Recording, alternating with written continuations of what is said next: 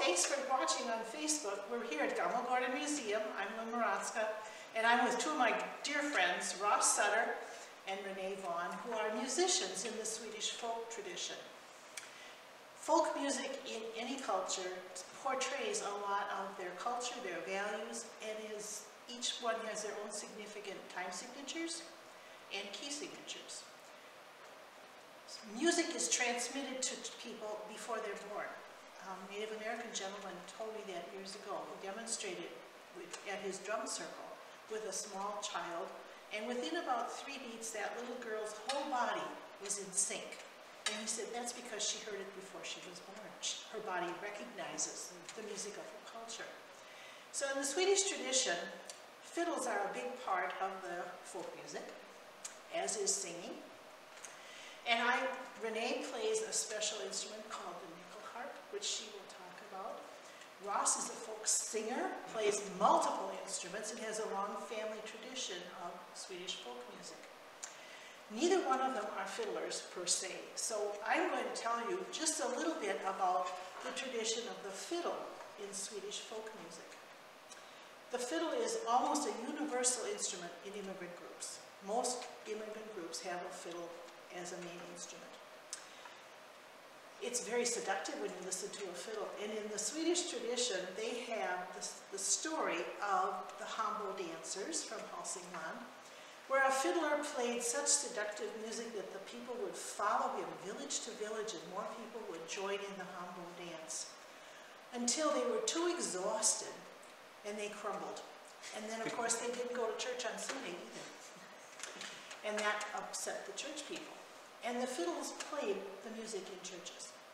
But because they played dance music on Saturday night, the church leaders decided that the fiddle was the tool of the devil. And they forbid fiddles to play in the churches.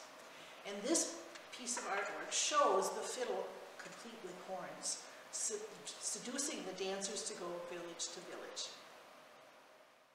Hi, I'm Renee Vaughn, and I am here with Ross Sutter. Last year we got to work together at the Spelman Stemma, putting that on, and it was an absolutely delightful time that we had together. Looking forward to this year's Stemma as well, Ross. Yes, it went so nicely last year. I've been coming to the Spelman Stemma ever since I started playing music about 10 years ago. And something that is just unique about the Gammelgården Stemma is the setting.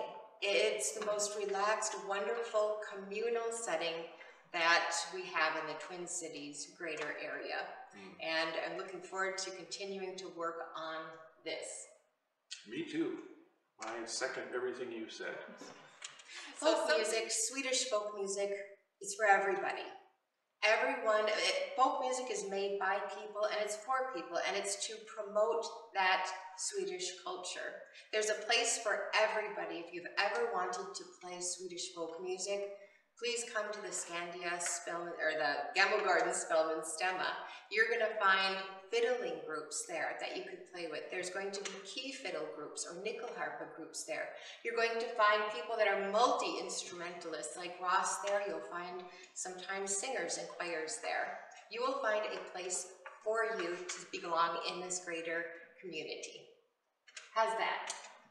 I agree with all of that, and I would just add that in addition to these masters that we go study with in Scandinavia and study with over the internet, many of them have come to the Gammelgården in the past, as you were saying earlier today, Renee. And we are also fortunate in that we have tradition bearers of significant background, like Paul Dahlin, who has been stalwart of this stemma since the beginning. He and the American Swedish Institute, Spelman's Log, have been coming and supporting this festival for so many years. And we've all learned a lot. I know you go to visit Paul. I play with Paul, and that's a tremendous thing for all of us to have these tradition bearers that live right here with us. This is the brand new polka by Dwight Lamb.